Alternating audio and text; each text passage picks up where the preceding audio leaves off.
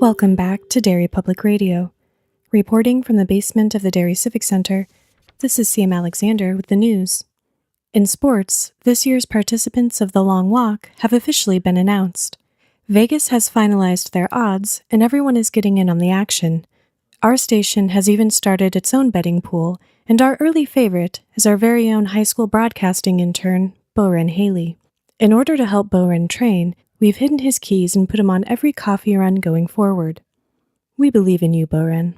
You're listening to Derry Public Radio. This is Derry Public Radio.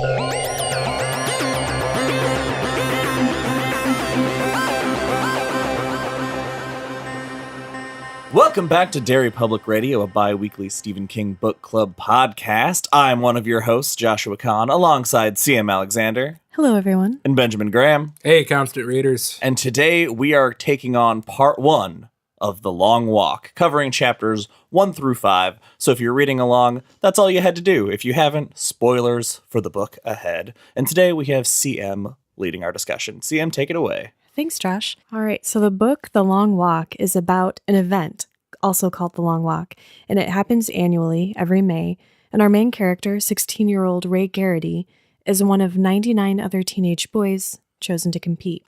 We start off knowing a few simple things. The first is that the rules are you stay at or above speed. If you fall under speed, you get up to 3 warnings, and after the 3rd warning, you get a ticket. The other thing we know, which becomes very chilling and as early as chapter 2, is that all the boys seem to understand the stakes of the competition. They seem fully informed, and Garrity, for example, is nervous, but he's also excited. In the first chapter, we meet Garrity and his presumably sick mom as she drops him off. Wait, hold on. Yeah, wait, what? What? You guys didn't... No, I did not think that did not occur to me. That she might where be did that sick. come from? Yeah, the way that she's described as looking like she recently lost a lot of weight, like her clothes are hanging off of her, hair is I gray. assume it's because she found out her son was going to die. Yes, spoiler. I read that as it's from nerves because her son has signed up for the walk. We also know that there is some amount of tragedy in the Garrity household because we learn that his father has, he's not around anymore. Yeah, they allude that he's just gone, and they didn't say why. And that could be why she's very definitely, obviously, very ill. Sure. Sure. I Ill just with nerves. Assumed it was a product of the what we learned to be dystopic society that this story takes place in. And maybe I'm just really dark. That was what came to my mind, the way he described his mom. She seemed sick to me. I can see that, yeah. So, I mean, I've read the book, but I'm trying to be true to my first impressions. I have not, and I just assumed that it was nerves. That was my guess. All right, so we also meet a few other boys, ones that are going to come up, so I'm just going to say their names so that we can try to keep those in mind. Peter McRees, or McRise, I don't know how you say it, Hank Olson, Art Baker, and a guy named Stebbins. We're also slowly introduced to the rules of the walk and the casual, straightforward nature in which the walk is presented, which makes it all the more jarring when we find out what it means to get a ticket. Although we probably shouldn't be surprised because the tagline of the book is only death can keep you from the finish line in the ultimate competition of the all too near future. Yeah, it's... Josh, you're the only one that hasn't read this book before, as always. And step up your game, man. Yeah, right.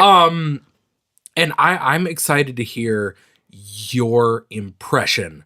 How much did you know going into it? All right, now I've got a real hot take off the top. Cool. The ticket, yes, which is like you get your ticket.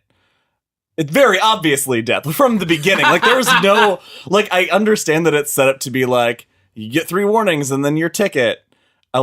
Getting your ticket punched is a very common turn of phrase for dying. Is it? Not for a teenage girl when I first read this. Yeah, I remember having to put the book down the first time. The first contestant punches his ticket. Yeah. I remember going, oh shit. shit. I'm with you. I think if I remember correctly, when I first read it, I kind of had an idea, but when it actually happened, I didn't want to believe it because that's horrible. It's really, really bad. It's definitely horrible. But I also think that, as the time you guys read it years and years ago, but I don't remember when the book came out.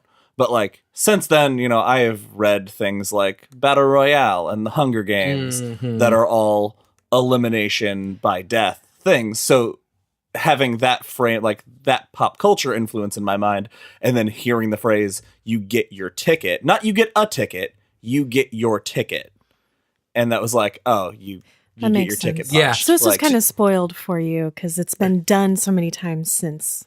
Oh, yeah. Well, and I guess I wouldn't really say spoiled as so much as like in my brain, like it didn't ruin anything because I just thought that they were throwing that clue out to me right away. And that not that it was supposed to be a surprise, but it was just kind of like an inference. Ben, we're really dense. I guess. Okay, so all 100 boys have been dropped off. We're still in the first part of the book, first chapter. They've all said goodbye to their families, and someone called the Major shows up to assign them their numbers and remind them to keep hint 13 in mind, which is to conserve energy whenever possible, because this guy can't even be bothered to give a speech. And they can't see his eyes because he's wearing sunglasses and he won't take them off. And this struck me as really dismissive, but when Garrity's talking about him, like in his monologue, it's almost like this Major is a celebrity of sorts. So what were your first impressions of the Major? Well, he's a dictator. He's the all-powerful leader of whatever this... I mean, we know we're in the United States because this takes place in Maine, right. Garrity's home state. He's Maine's own boy. But it's scarily militaristic. This Major shows up in a military convoy, essentially. And I pictured him in like khaki military uniform with big aviator sunglasses and just very imposing. That's funny only because I was like, oh, this is like the Ryan Seacrest of this world.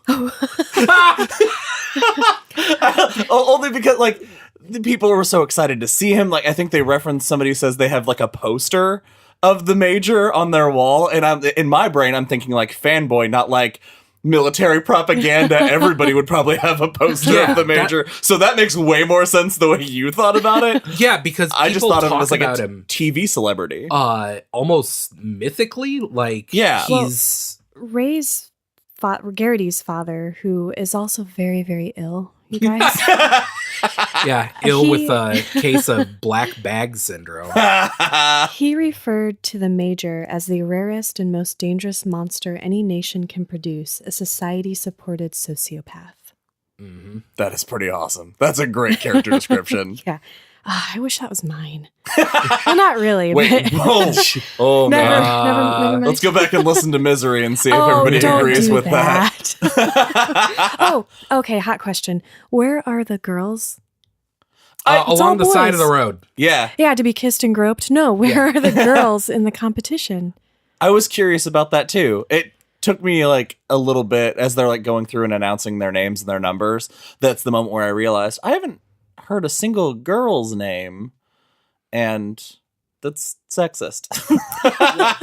All right, so 9 a.m. sharp comes around. The walk starts, and this is when we find out that you have to walk 4 miles per hour at least. You cannot slow down.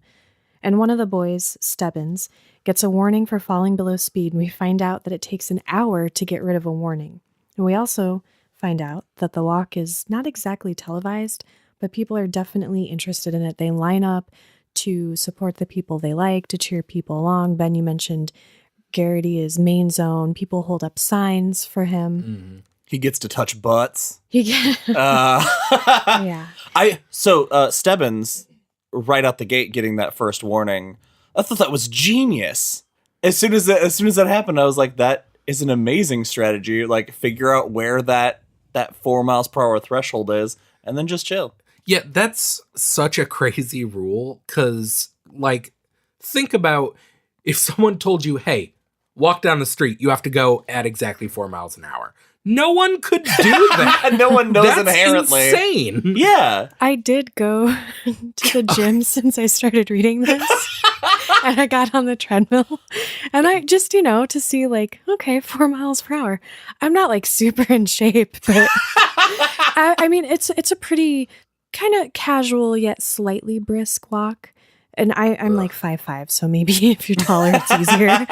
But it would be hard to keep up for a very long time. Days. Yeah. Oh yeah, no. As the podcast resident fat asshole, like, I'd be dead in half an hour.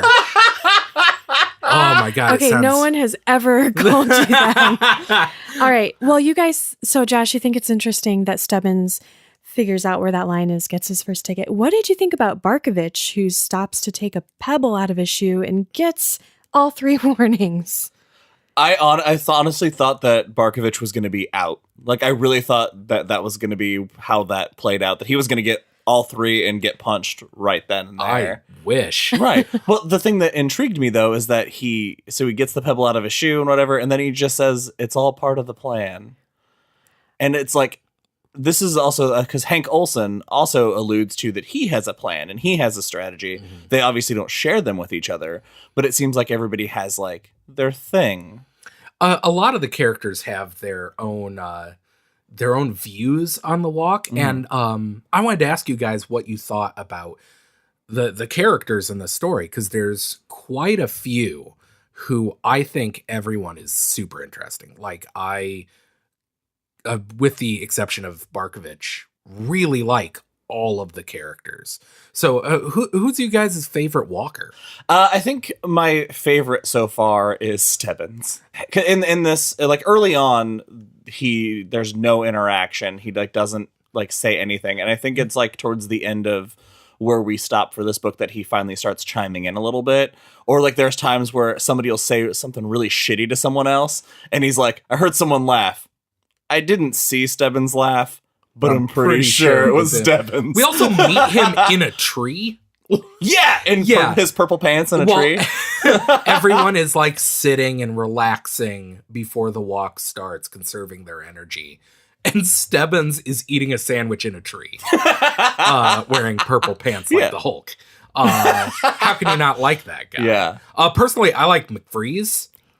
McFreeze is kind of becomes Garrity's confidant, like his number 2 on the walk. Yeah. They have camaraderie, and McFreeze has this he pushes everyone oddly.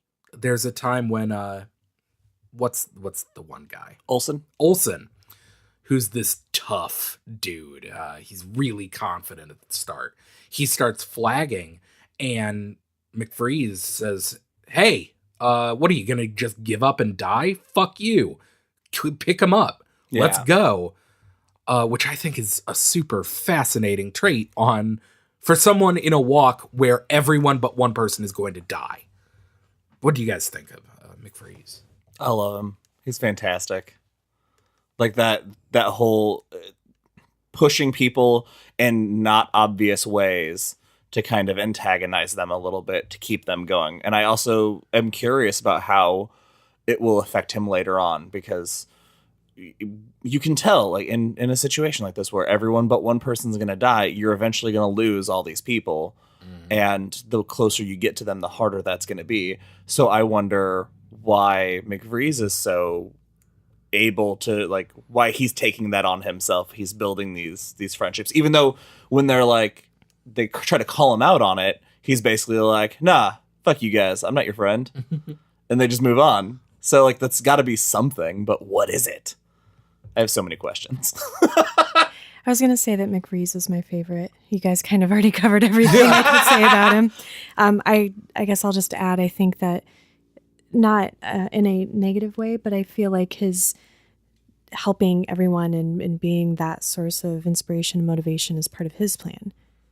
So he's developing relationships with these boys who, they're all, it's like me or them. So if he endears himself to them, that might serve him in the future. That is true. Yeah. I don't think he's doing it to be selfish. I think that's kind of who he is, just a friendly, helpful person.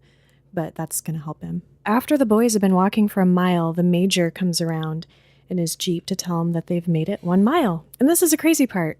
He also tells them that the longest 100 walkers have made it is 7 3/4 mile. At 4 miles per hour, that's like an hour and a half, or like an hour and 45 minutes. In that time, in an hour 45 minutes, someone usually gets a ticket. That seems I crazy. didn't even think of that. Yeah. Well, so, okay, when this happened, I won't get into my long walk story, but when I started reading this and was talking about the speed, the abridged version is there are times when I walked home from school and I lived out in the country, so my walk home was like 10 miles. Was it a long walk? It was a very long walk on gravel roads, back roads, whatever. With 2 soldiers in a Humvee following. Yeah, exactly. Like, I got on like Google Maps, and immediately it was like I put in the address for the school and my home because I never knew how long that walk was, and it turned out to be like 9.25 miles. Jesus. And I was like, "Huh, I've made that walk. That's fine." I don't know. I guess maybe some just crack. Well, Or they tell the something story happens. about the one guy who got his ticket punched like within sight of the starting line. Yeah, he just because he froze. just froze. Mm-hmm. Which, I mean, all things considered, in a scenario like this where there's only one winner, I would rather go within the sight of the starting line than be second place. That's a just good me. point. I mean, that's just where I land on it. So, Josh, you've told your long walk story, and I've told my treadmill story. Garrity also tells the story of the first walk that he ever saw. This is insane to me because he tells a story of the one time as a kid his dad took him to see a long walk. It's terrible. Like, by the time they got to where Garrity was, they were all like zombies, just like walking, staring at the road. It was as if the crowds weren't even there. And there's one who every time he put his foot down, he would scream, "I can't," but he kept walking. I don't know why you would sign up for that after you've seen this. That's insane. That is the craziest thing. That is like if American Idol, like after someone sang real bad, they stabbed them. And then it was still the most popular show in the world. And people still signed up Yeah. and still went for it. And this is probably jumping ahead a bit, but they talk about the prize. No idea what the prize is yet. They just say that there's a prize, but there's also cash. So that means the prize isn't cash. There's cash and a prize. But they've never said what the prize is. So it must be something worth all this. Yeah, worth your life. Yeah. All right, so at the end of chapter 1, Garrity gets his first warning. We don't have to talk about this in detail, but you can if you want to. Garrity has a girlfriend, mind you. That was the note I made. He runs off because there's a girl with a sign that says "Go Go Garrity," and he just runs over and grabs her and starts making out with her and gets a warning and then runs back. And my note was, wait, he's mentioned a girlfriend, right? What the fuck? Jan, her name is Jan. Her name's Jan. But he's also he's 16 and in a march to death. And he might die. So I cut him a little slack for smooching a lady. So after that exchange, he comes back all jazzed up and he's kind of walking brisk, and McRees reminds him of hint 6, slow and easy does it, which leads to an interesting exchange between the two, which goes back to what we were talking about. Because Garrity thanks him and McRees is like, "Sure, but don't thank me too much. I'm here to win too. Let's not get all 3 musketeers. I like you, but if you fall, I'm not going to pick you up." I love that line. Or will he? You know what they call that, Ben? I honestly, no. That completely destroyed your thoughts. You did. My It's train delicious of thought foreshadowing. just drove off a bridge. All right, so I had commented earlier that the boys seem fully aware of what's at stake. As far as you can be having a teenage brain.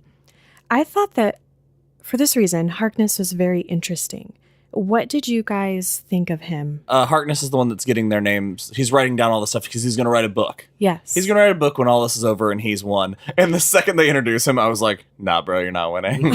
I'm sorry. No, I know this is a Stephen King book, but the writer's not going to make it. I liked the idea, though. I thought that that was a neat character trait to give somebody.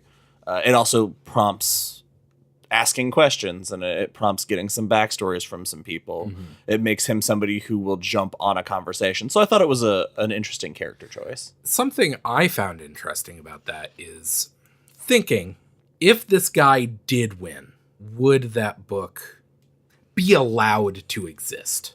I guess it depends on, yeah. Yeah, well, I think so. I mean, there's published material about the walk because those hints have come from other walkers. So I guess it depends on the tone of the book. Are those exactly? It would have to be severely edited, because I spent most of this book thinking about the world that it takes place in, because we get very little information about the world at large. We're just kind of given clues. But I find it fascinating. What must the society be like that the Long Walk exists? Mm-hmm. I mean, what even purpose does it serve? That's what I want to know. I have so many questions. I would say, without giving anything away, because I've read it, at this point... It's been a real long time. I know. But I think what comes to mind when you're diving into this for the first time is control.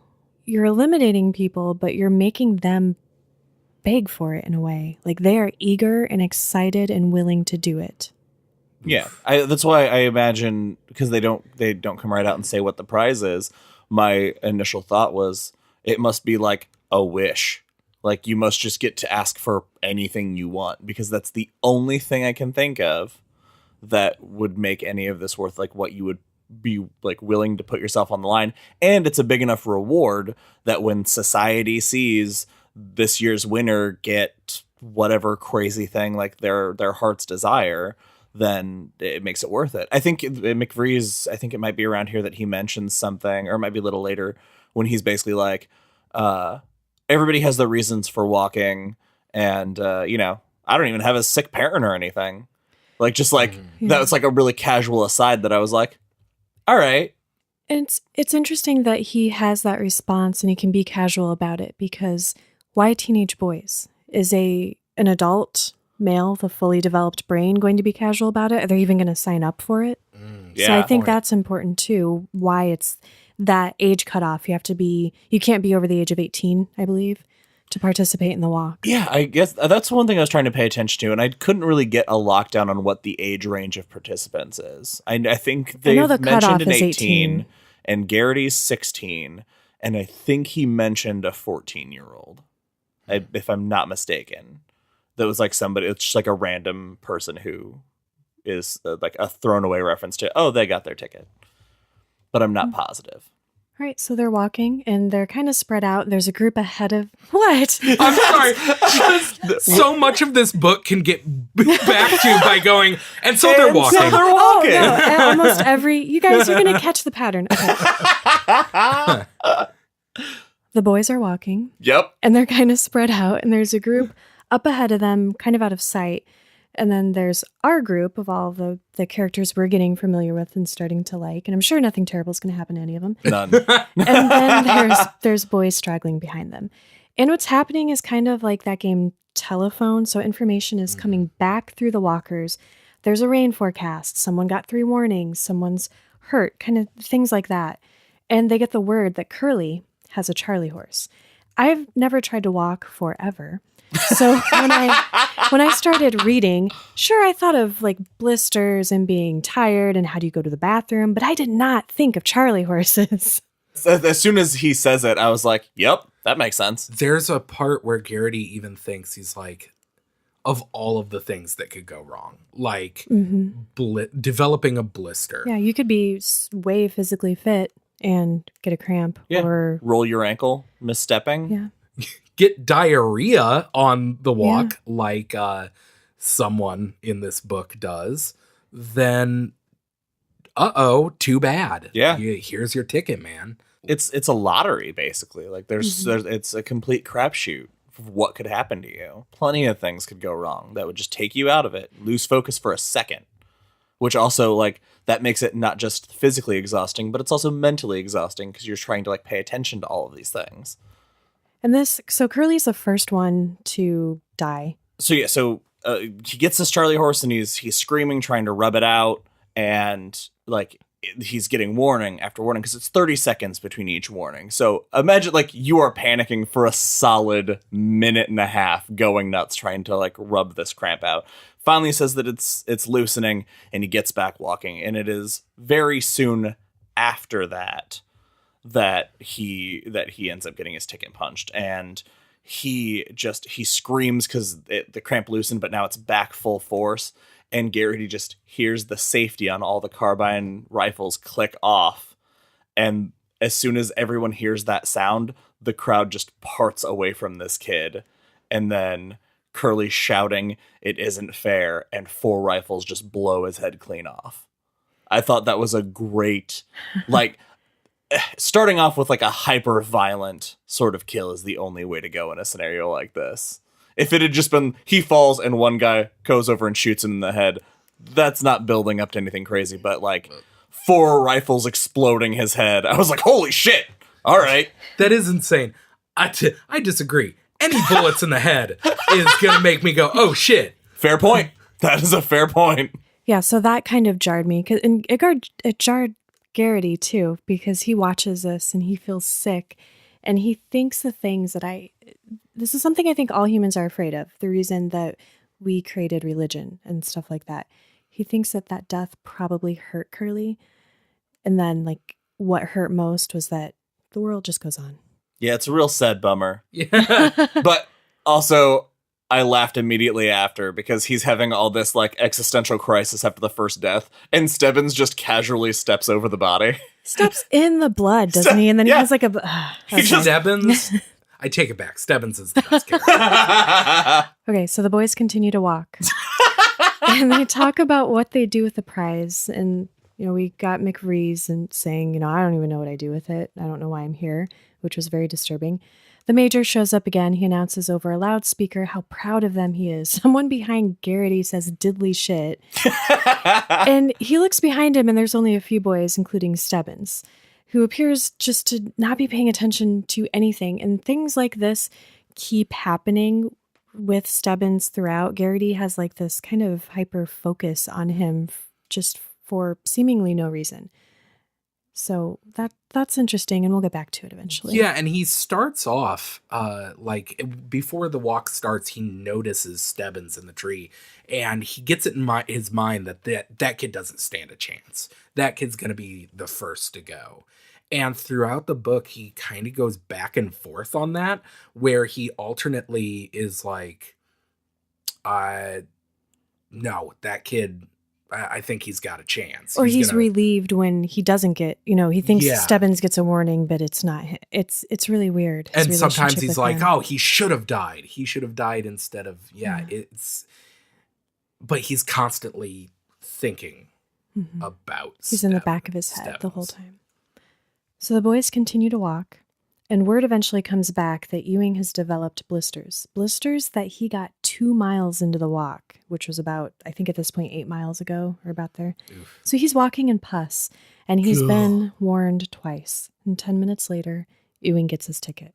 And he put up a small fight. But so that is how Chapter 2, Part 1 ends. Oof.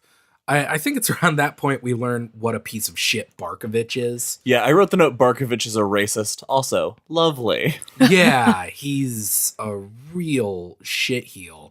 And they keep describing he's this, like, tiny little dude.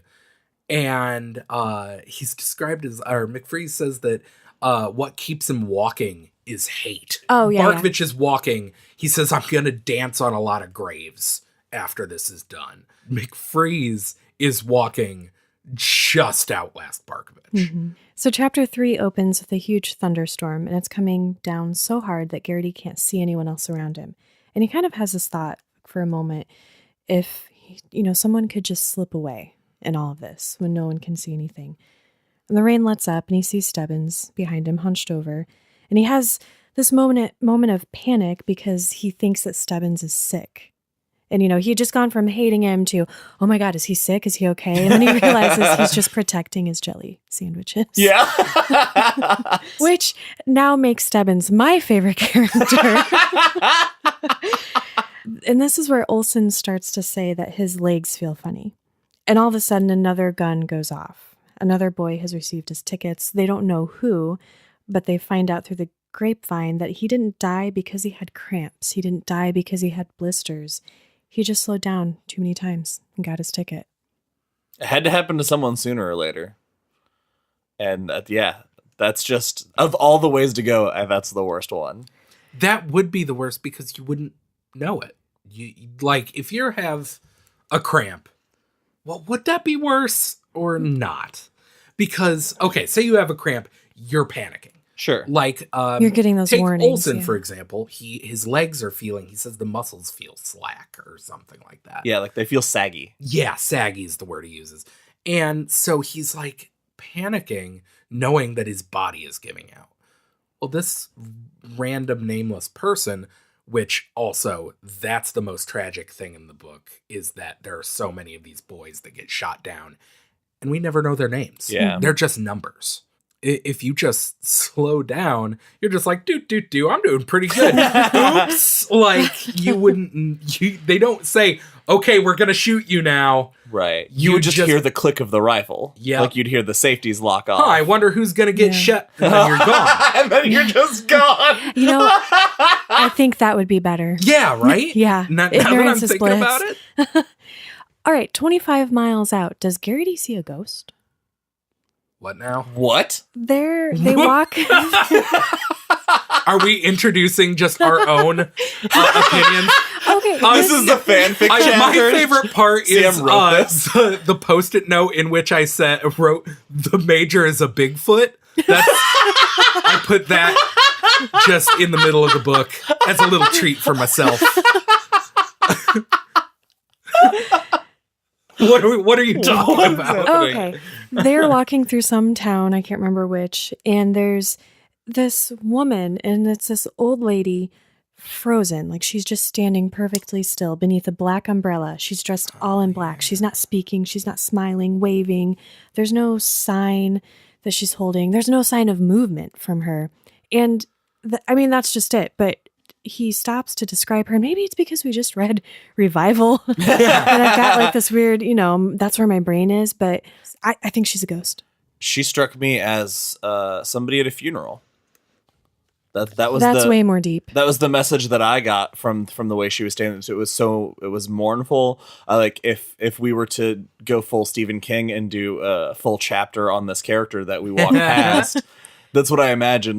Maybe her story is that somebody she loved was in the long walk, or maybe she just is enough anti this dystopian world that she recognizes the tragedy that she's seeing where everybody else sees a celebration. She's at all of their funerals. Exactly. Yeah. She made me think of Garrity's dad, because Garrity's dad only took him once, but his dad was some sort of, you get the sense he was a revolutionary, essentially. Yeah. He was because anti-government. He tells a story at one point about remembering his dad being on the phone after the long walk, screaming, yelling about how terrible it is, and his mom saying, shh, trying to quiet him and say, you can't say that.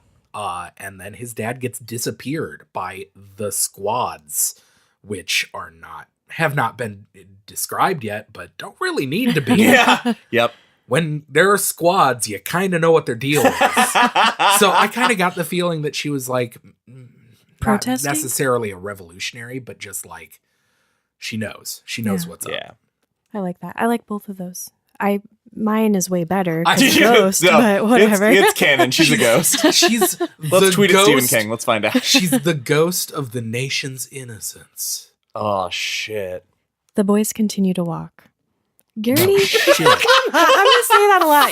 I know. Spoilers. The boys continue to walk, and Garrity sort of, he dozes while he's walking. And he and McRees talk about death and life flashing before your eyes. And the word comes back that someone fell and is bleeding. We find out that it's a boy named Zuck, and he's bleeding a lot. And he seems to lose consciousness and slow down, but he's still walking. He gets his third warning, and that's when he takes off running. He's bleeding so much that it's leaving a trail on the pavement. It's panic. It's just full-blown panic, and he knows it's very obvious he needs stitches, and there's no way you can stop and get stitches. So he's done. Like, I think he knows with the amount he's bleeding, he's just done. And that sprint is just all the energy he's ever going to have left. Like, full fight or flight kicks in, and he chose flight. And it's such a despairing image of this kid just taking off past the next hill. Like, he goes out of sight. And the soldiers who have been following them in this the half track. Yeah, half track, that's the word. One of them hops off to stay with him, and then the half track just chases him down. Like, doesn't even chase him down, just doesn't need to. It just slowly follows him. His fate's inescapable, whatever. And what's more tragic is that Zuck gets his ticket, and he's gone over that rise because he took off. And by the time Garrity's group gets there, his body's gone. So it's like he was never even there. He doesn't matter anymore. They are real efficient about getting those bodies out of the way. Which actually also surprised me, because I wonder... I mean, I guess with the way this game works, they're trying to not interfere as much as possible. But in my head, the first thing I was like, don't they want everybody to see that? No, they don't, though, because I think that's pushing it too far, because people are lined up watching too sometimes. Yeah. All right. So you don't want people to get too upset about these boys dying. So it's you want it to be entertaining, but not...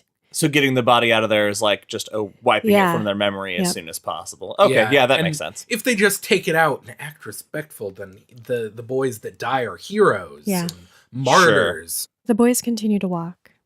They continue to talk about death. And it's like we're watching them grow up before their time, and we're watching them lose their childhood mile after mile. And a fifth boy gets his ticket, Travin, because he has diarrhea. And instead of just letting it fly, come on, Josh, don't laugh. Sorry. Diarrhea is always funny. So he keeps slowing down to relieve himself. And at this point, Garrity's legs have been hurting, and now he's aware that his feet hurt. And Olsen is not looking good, and he's talking like he wants to give up. This ticks off McRees. Ben, as you mentioned, he's egging him on for, reasons we discussed. Yeah. Completely abandoning his no Three Musketeers angle. There was one thing that in this conversation, because this is where the part of the book where they talk about the prize and that there's cash and there's a prize, but Garrity says he's not interested in the money. So I'm curious what he's interested in, because he's not really said as much.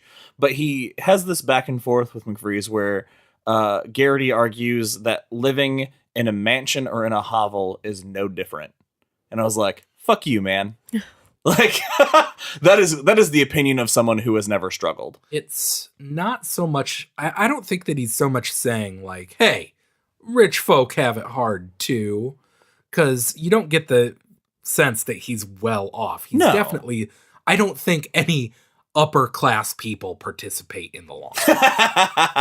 This is strictly a thinning out the lower class type deal. It's just an admission of we're all dead. In my thinking about the society of this book, like, it is probably a pretty fucking bleak place, right? Yeah. I think that where he's saying, you know what, I don't care about the money, because whether, I could win all this money and live in a mansion for the rest of my life, what the fuck does it matter if I get hit by a truck the next day? Like, we still die the same. I think it's just a symptom of this society where, their lives aren't really valued. Do you think that's why the attendance for the long walk is so high? Like the people, the cheering spectators, like that their life, like the lives of all these people, it's so bleak that this morbid thing is the only thing they have to cheer and look forward to. Yeah. Possible. I could see that. Doesn't sound like a great Wow. place to live. This world got much darker. This book is dark as hell, guys. Yeah. Like I said, I don't remember a lot of like the second 2/3 of this book. I was surprised how little I remembered, but the end, I do remember. And it's not a happy-go-lucky kind of. I'm holding out hope. It's fine. No. Hold on, hope, Josh. Yeah, thanks. Chapter 4. The boys continue to walk, and one walker, Percy, watches as the soldiers drag his mother away. She keeps showing up. She's screaming for him, "Come home now." And that's horrible and sad. And another walker, Fenter, gets his ticket from a stiff foot. So I think we're at 6 tickets now. And Garrity it took 6 tickets, and now he feels numb to it. And they continue to walk. They talk about love and sex. And Garrity thinks of his mother and his girlfriend, Jan, which made me feel kind of weird after that conversation. Yeah. Oh, no. But the best part, he then talks about the first boner he got with his friend Jimmy. Yeah. Oh, God, that was like, all right. We have time for this, I guess. I'm not a boy, so if you guys want to talk about that, knock yourselves out. But what was the first boner you got, Josh? That's not what I meant. No, we're done. Oh, wait, what are we talking about? My first boner. So Garrity. Welcome to My First Boner, the podcast that celebrates your this first boner. This is going to be the episode title, isn't it? Garrity falls asleep and gets a warning. McReese wakes him up, and Garrity thinks about memories and how they're like a line drawn in the dirt.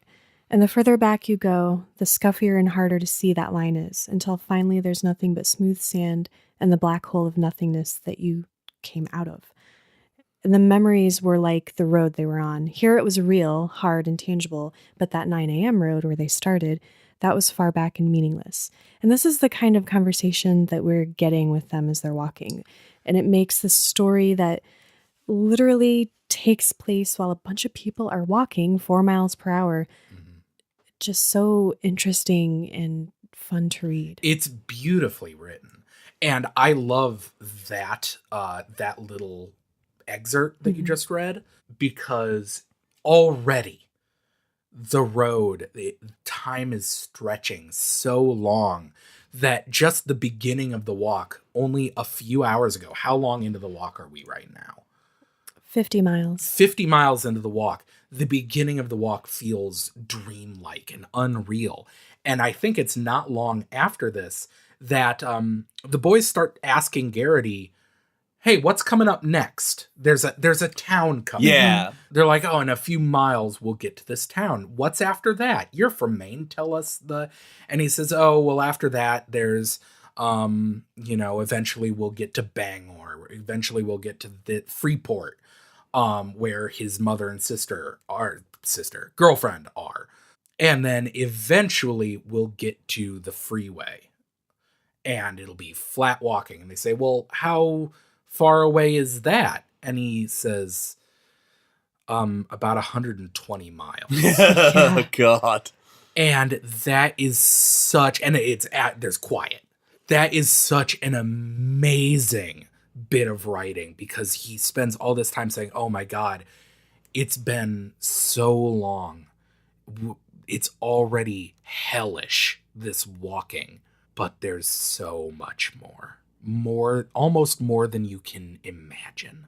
So we're about 50 miles in, and the boys come to a huge hill. Have you guys ever tried to walk up a steep hill at 4 miles per hour? No. Because I have. It was after I tried to ride my bike up it, and I was having such a hard time that I almost fell over off my bike because the pedals weren't moving fast enough. Jeez. And you end up doing that like hunched over walk where you basically might as well be using your hands and feet. I don't know if I could, after having already walked for 50 miles, I don't know if I could keep that up. That would be horrible. So they're on this hill, and they're just looking at the ground in front of them, trying not to look up at the hill. And word comes back that the hill is a 1/4 mile long. Then it's 2 miles long. And then no walker ever got a ticket on the hill. And then 3 boys got tickets on it. So there's all this information coming down that's probably not making them feel better about walking up. And Garrity realizes that he can't slow down because if he does, that'll be his 3rd warning. And as we know, there's no warning after your 3rd. There's just a ticket. A boy, Larson, slows down, and he says he's just going to rest for a while. And he gets a ticket. And then shortly after that, another boy gets a ticket. They don't know who. And the hill goes on, and another boy, Toland, faints, and after 3 warnings given to his unconscious body, he gets a ticket. There are 91 walkers left. I really felt with Larson, who was just like, fuck it. And he just sat down for a second. I was like, this is my guy. All right, so they finally make it over this hill, and they're all glad to be alive, and this gives them this sense of hope, I think, because they start talking about the end of the walk and how, who's seen the end of the walk? Has anybody ever seen it? And this was fascinating. This is where we find out more about Stebbins. So he finally speaks up. And let's talk about what he has to say about seeing the end of the long walk. He says that this was 4 years ago where he got to see the end of the long walk. Over 20 people were trampled to death just trying to follow along with the last walkers. That's how aggressive and chaotic and violent the end, just for the spectators, got. And he describes that the winner, he describes the feat of the winner, because it was his dad, I think, set him, he was like, be right here. And it turns out the walk the guy almost came right down in front of him. Like his dad just knew and where his it was dad got him that awesome spot because his dad's part of the squads. Yeah, got him that sweet spot. Sweet spot. And the winner, he had no shoes. He'd walked the bottom of his socks away completely.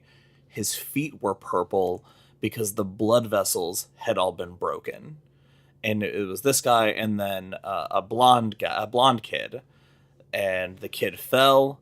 They gave him his 30 seconds because both of those two were walking on their 3rd warning and punched the last ticket. And the winner crawled over to the dead body and was crying on it, gripping the body by the shirt and just talking to it. And he couldn't tell what he was saying, but he was just crying and talking into this other boy.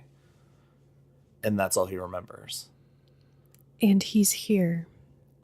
Yeah. Yeah. Yeah. And we're still very early in the book, but I cannot wait to find out what in the world motivates Stebbins. Well, I remember, but Josh, I cannot wait till you find out what motivates Stebbins. Yeah, I can't. The only thing I can even think of is that it's almost a shot at his dad. Like that it's a shot at his family. Like if his dad's part of the squads and put him there and was like, boy, you're going to love this. And he's like, the fuck I am. Yeah. That I can't even imagine. It just made me like Stebbins so much more too. That is actually interesting. I'd never thought of it as like a fuck you to his dad. I said that, no one in this walk is probably, upper class. But as a family member of the squad, someone whose family knows what's going on, who is well aware of the violence and everything perpetrated against enemies of the state, you would assume. What it must be like to be like, oh, Dad, you're so pro-government. You are in support of everything that's happening. Oh, well, I'm going to go walk in the long walk. How about that? Yeah. What that must be like to be like, well, you shouldn't do that. Oh, well, maybe you shouldn't disappear people. Dad.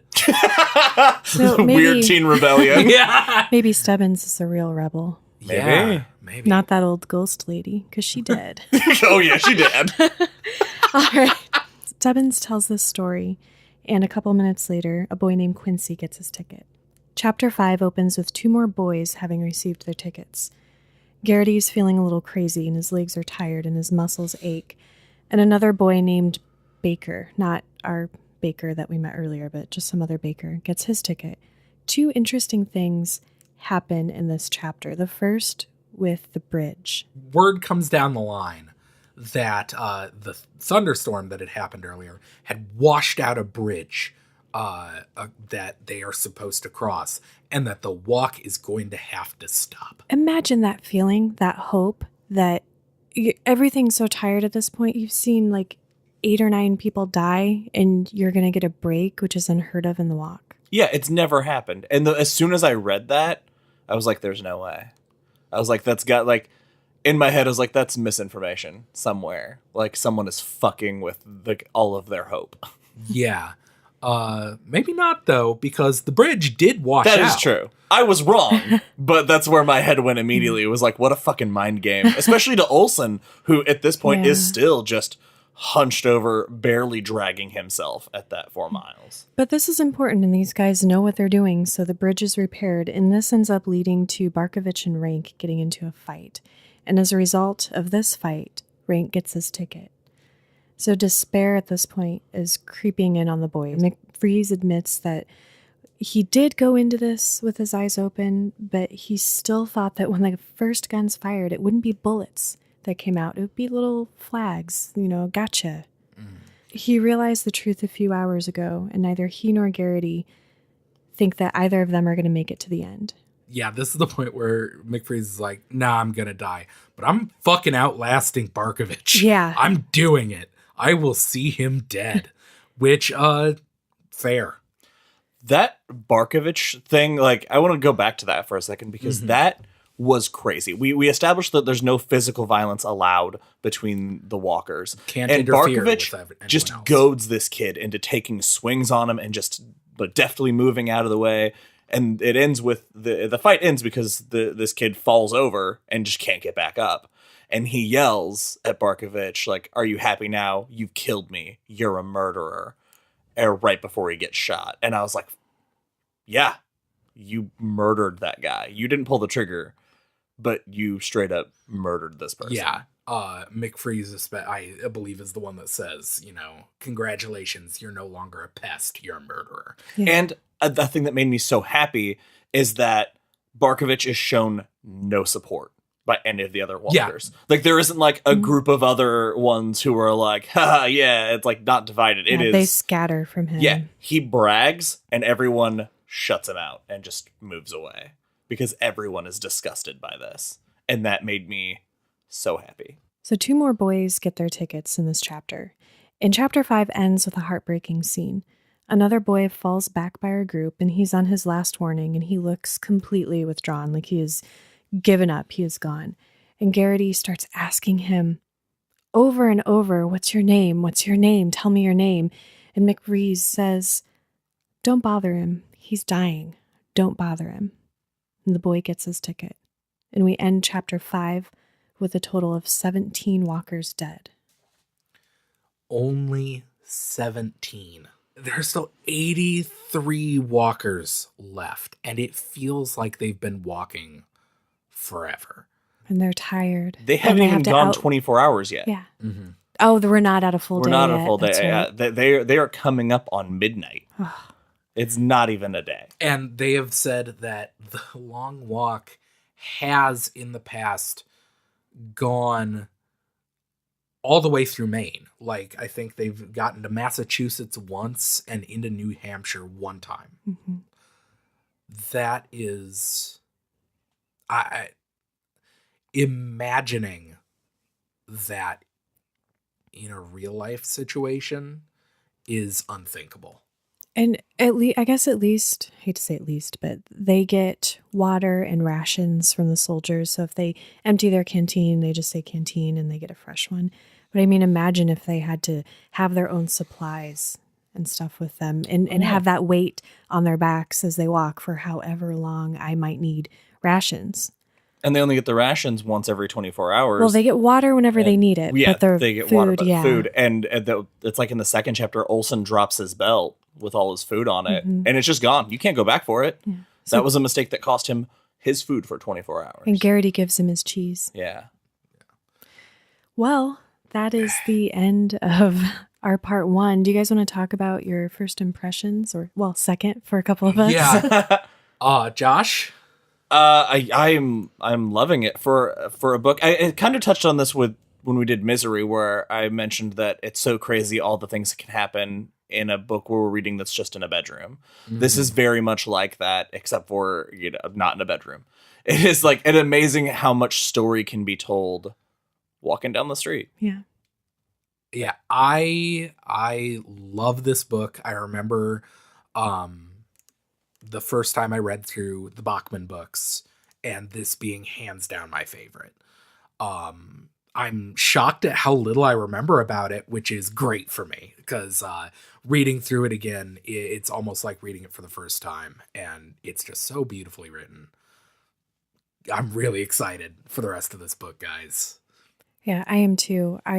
Sometimes you read things when you're a teenager and your brain's developing and everything is so like new and amazing to you. And you go back as an adult and some things lose their magic. Mm-hmm. And I don't think I've ever gone back to a Stephen King book and found that it has lost its magic. Oh, absolutely. In fact, not. it's made better every single time I reread his books. And so jumping back into this one, immediately I was like, yep, I'm here. So good. So good. That's it for this episode of Derry Public Radio. As always, thank you for listening. Join us next episode for part 2, covering chapters 6 through chapter 10. For Benjamin Graham and C.M. Alexander, I'm Joshua Kahn, reminding you that it had to hurt before, in the worst, rupturing way, knowing there would be no more you, but the universe would roll on just the same, unharmed and unhampered.